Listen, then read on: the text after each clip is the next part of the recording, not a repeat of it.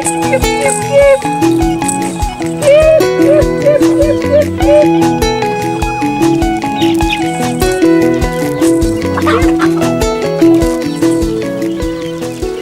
name is Harriet Mulenga. I live in Chifankula village, Kabango area. We are 6 as a family. I'm the second born.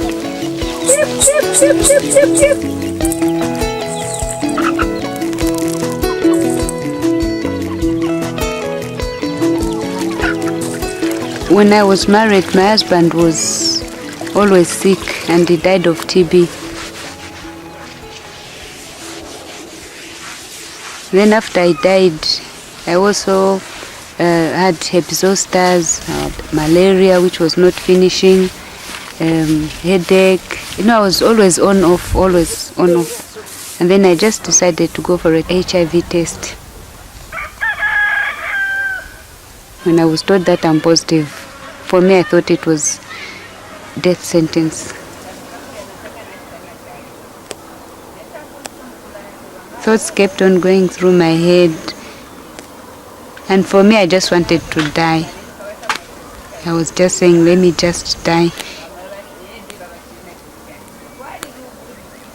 I was married to a minibus driver, and then most of the times he used to spend nights out of our home. When he died, everything changed, because he was like my friend, and it was just like my best friend, I could say. Yes. Then when he died, everything changed. Then my sisters would laugh at me that we're telling you don't get married to a minibus driver. You see now what has happened to you.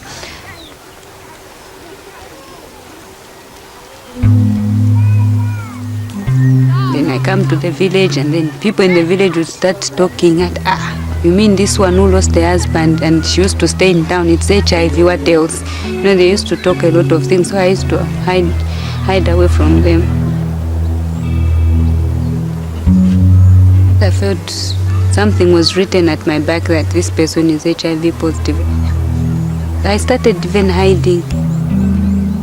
I wasn't free. I could just sit in the house. If people come to ask how is she, I could go hiding. I didn't want people to see me. I told my mother. Then my mother was, kind of like, shouting at me. You brought this on yourself. I was telling you, how these parents are. I was telling you, you're not listening. Now you are bringing this problem to me. You go to your husband who is in the leopard's hue. Me, I'm not interested in your illness. I started thinking that my child had been reckless with her life. Maybe her husband too was promiscuous. She was saying I'm bringing shame to the family because we were brought up here in Lusaka, in Chilenje South, so a lot of people know our family, so she didn't want that.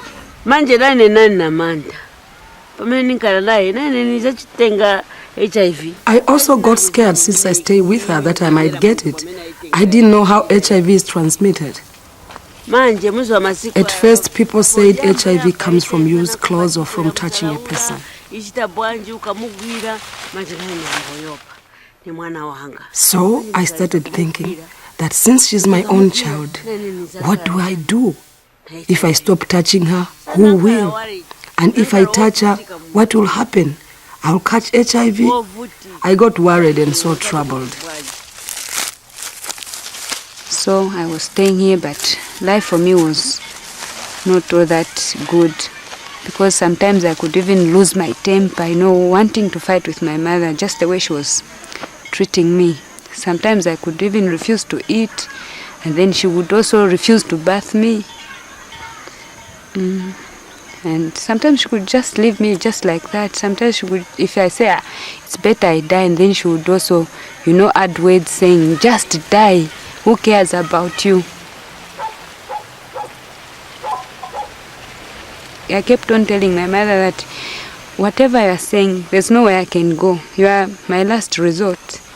I just have to stay with you. And then I struggled on.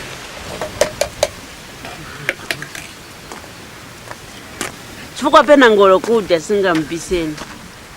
be frank with you, sometimes during meals, she used to ask me, what is it that you eat alone that you don't want to share with me? I would give her porridge, then I would get mine and eat alone in the kitchen.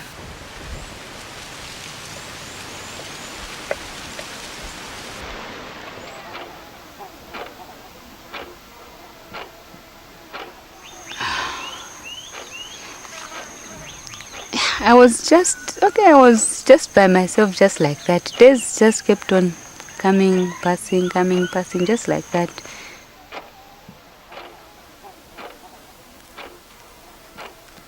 You know, I used to sleep with a Bible under my pillow. I used to read a lot of chapters. They used to give me a little comfort.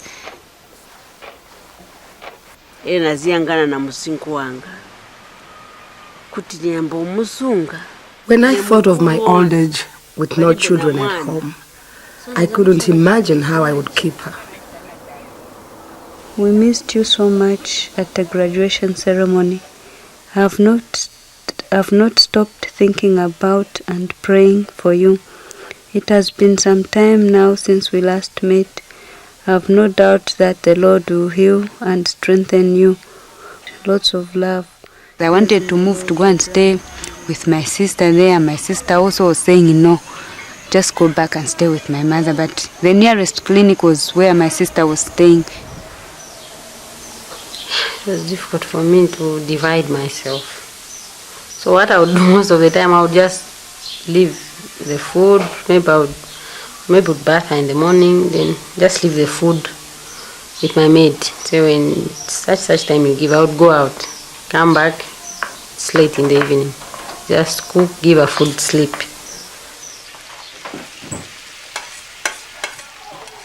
I was scared that maybe I might get it with my children. So I was stopping them from going in her room. But I didn't tell her. She didn't know. And the children didn't know what was happening. They just thought Aunt Harriet is sick. We don't disturb her, we just leave her sleeping. Meanwhile, I knew that I was avoiding that they shouldn't get the disease. I didn't say anything, but I could see that maybe she didn't want me to stay with her. She was thinking maybe I was going to infect the whole family. Then, mid-May, I felt very sick. Very sick. This time I couldn't even talk. I was admitted in the John Hospice Hospital. I stayed there for a month. I was weighing 34 kgs that time. In the female ward, there are 8 beds there.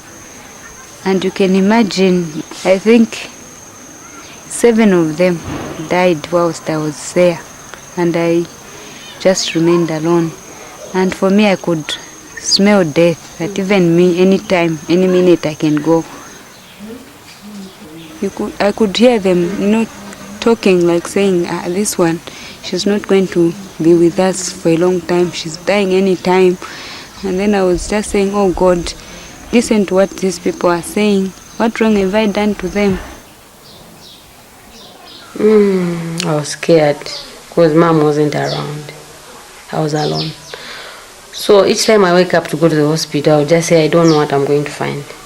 Because she was very sick. She couldn't walk, she couldn't talk, she couldn't sit. She was just sleeping. When you go there, she would just look at you. So there was even one time I even phoned my brother because I had this dream that Harriet had died. And then the funeral was here. And then she was busy complaining that why you people have been neglected, especially me. I started going to church and then I started thinking about it, over it, and said, if I put myself in Harriet's shoes, how would I feel if people started treating me like this? If she died, I would be guilty that I didn't take care of her the way I'm supposed to take care of her. So I had to change. I had to change my attitude towards Harriet.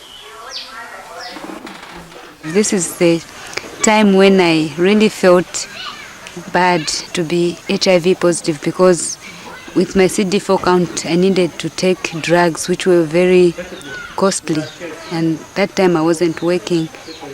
Then my sister was brought in, she was interviewed, and she agreed that she was going to be paying for my drugs. Then I started my ARVs in September last year.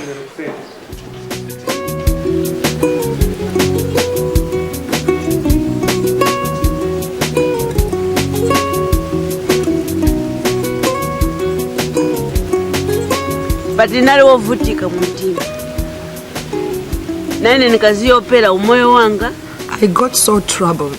I feared for my life that I might also die from the disease she brought. Pamena ileta uyo. Paka wa home-based care. Until the home-based care program took me for a course called Education for Life. So nema menena bwera manje na mvesesa. That was when I really understood.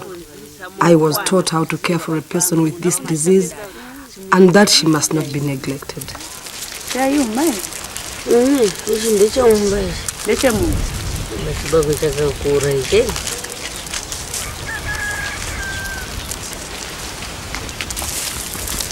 Ndijaje pachuru je last.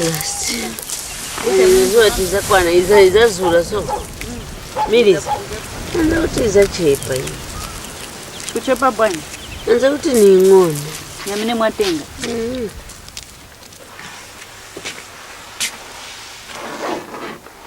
When I started my ARVs, everything changed.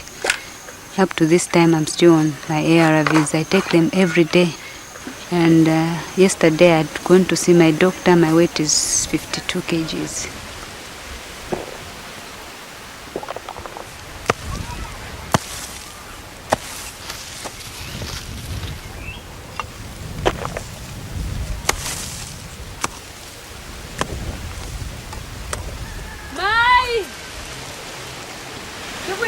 Breakfast is ready. Ma? Oh. Nikakumbukira wamenezo mchitira. When I remember the way I used to mistreat her, it hurts me very much.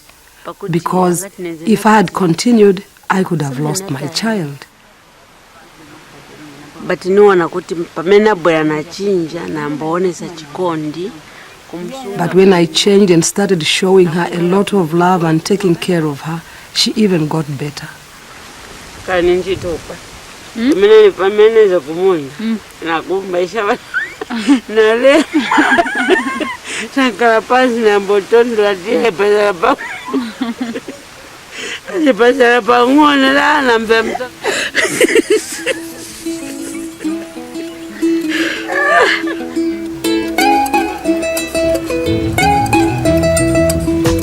People used to see me very, very sick. Now they just used to wonder, what's wrong with this person? And I could, I'm very open about myself. I could tell them that me, I'm HIV positive. But this time again, when they see me, they would really want to find out more about HIV from me.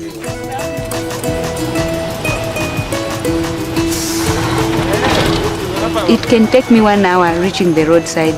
I find this group of men, they ask me about HIV, the use of condoms, abstinence. I start explaining to them. Manje okay nangavanja kuzichingiriza manje kuti so tisaitenge ngati pano tiribe bakuti tisaitenge tingachitobanje mwamene wanu abstinence kulekeratu kule hapo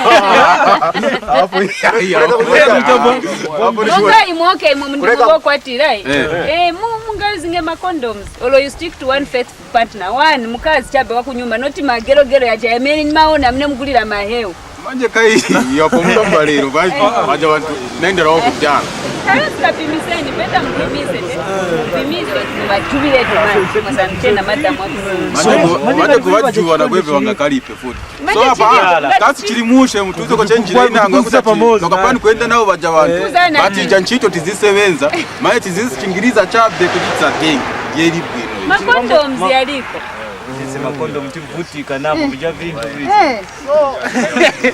kondom makango charirizi so mangala chete so muzi bandaba mwisha mumachika mu mind nikuchijaira chabe chijaira chati nimamvera bwinoka ivantu ngati vayambokamba I feel good when people start talking about how Harriet teaches them. Since she herself went public, I now realize that there are many people who have this disease but are hiding. At least now that she has gone public, other people will know they can stop suffering if they follow the advice on positive living.